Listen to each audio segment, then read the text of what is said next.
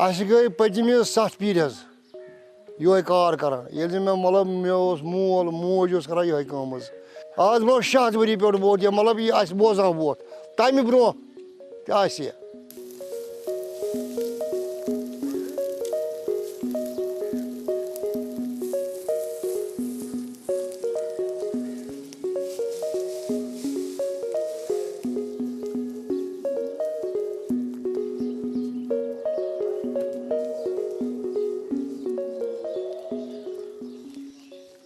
गरीब तबका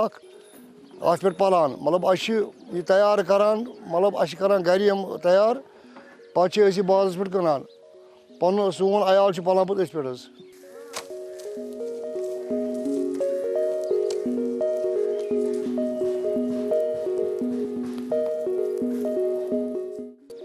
यूतान अमच जन मतलब पे जन अत सरान तेल हेको कर मतलब क्न ये कत अत ज्यादा मस्ट तैयार कर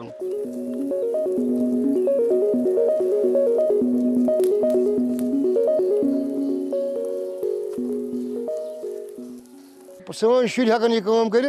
ना कहें तम पढ़ाई आव वनकस पे मतलब वो नव जनरेशन सो कर यह काम ना लग भग कर यह काम कहें।